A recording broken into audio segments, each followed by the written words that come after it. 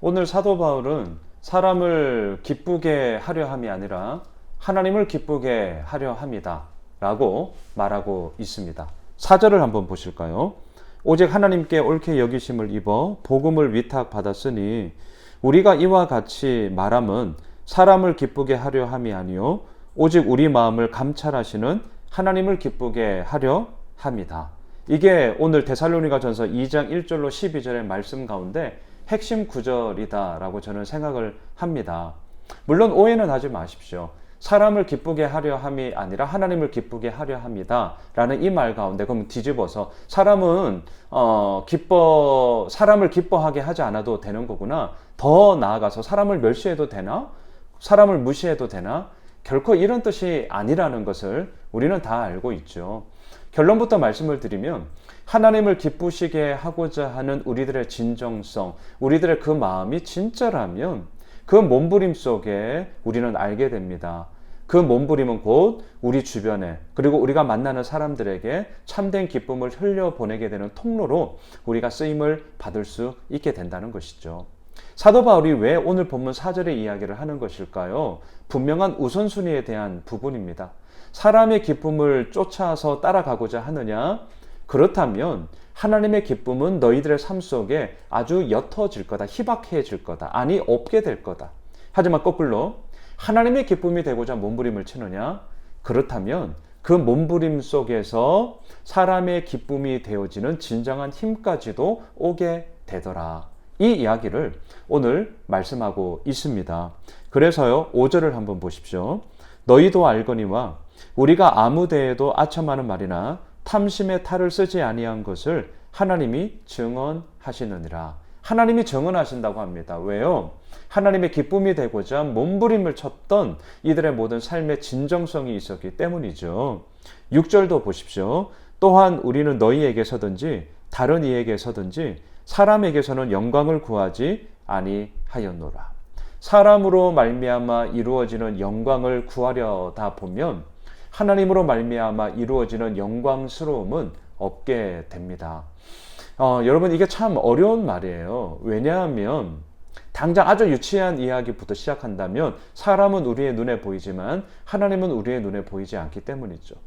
그래서 요즘처럼 힘들고 어려울 때, 당장 시급할 때 우리는 당장 눈에 보이는 사람에게 손을 내밀게 됩니다.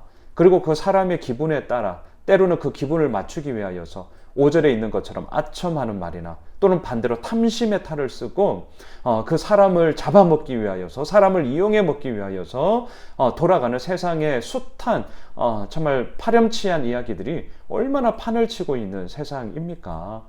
여러분, 이러한 세상을 살아가는 우리들, 특별히 예수를 믿는 우리는요, 오늘 이 말씀 4절로 5절, 6절까지 이어지는 이 사도 바울의 강력한 선언과 이 외침을 정말 우리는 기억해야 합니다. 사람을 기쁘게 하려 함이 아니라 하나님을 기쁘게 하려 합니다. 그리고 그 진정한 힘이 우리에게 사실이 되어질 때, 실제가 되어질 때 우리 삶은 놀라운 변화의 이야기로, 또한 그 변화를 이끌어가는 하나님의 통로로 우리는 쓰임받게 될 것입니다. 예전에 이런 질문을 받았던 적이 있어요. 제가 이런 말을 종종 했던 적이 있죠. 인생의 목적은 행복이 아니라 거룩함입니다 라는 이 말. 우리의 목적은 행복이 아니라 거룩함이거든요.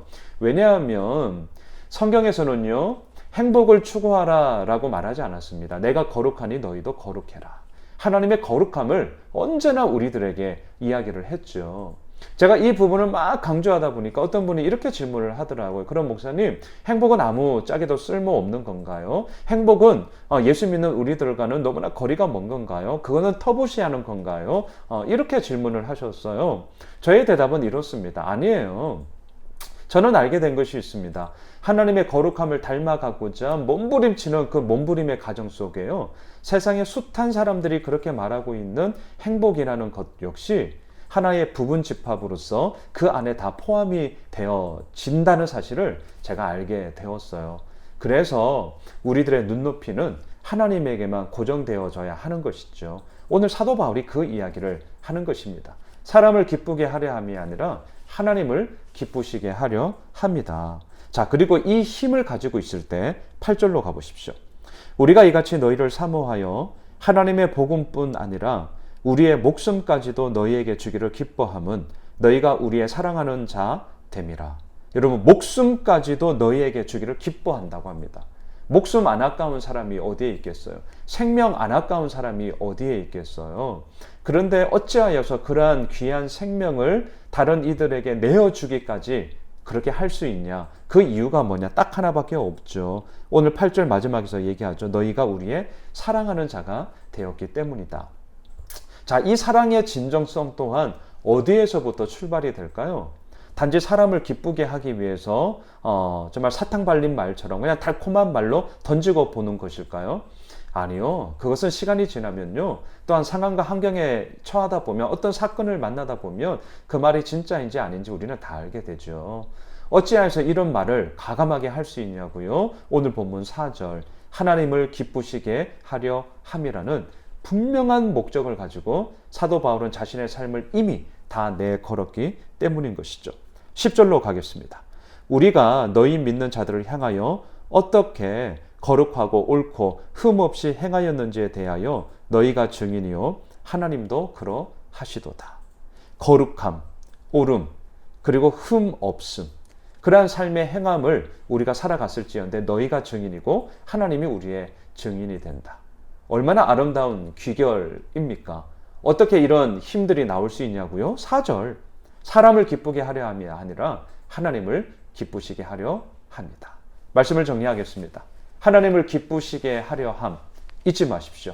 그리고 그 힘은요 우리들로 하여금 거룩함, 그 힘은요 우리들로 하여금 옳음, 그리고 그 힘은요 우리들로 하여금 흠 없이 행할 수 있는 하나님의 거룩함의 이야기를 써 내려가게 합니다. 오늘 금요일 하루 이 말씀 앞에 우리가 함께 서고요. 거룩함, 흠없음, 그리고 그 속에서 이루어 나가시는 하나님의 옳음이 우리에게 진정, 그리고 하나님의 기쁨이 되어지는 복된 한 날 되시길 주님의 이름으로 축복합니다.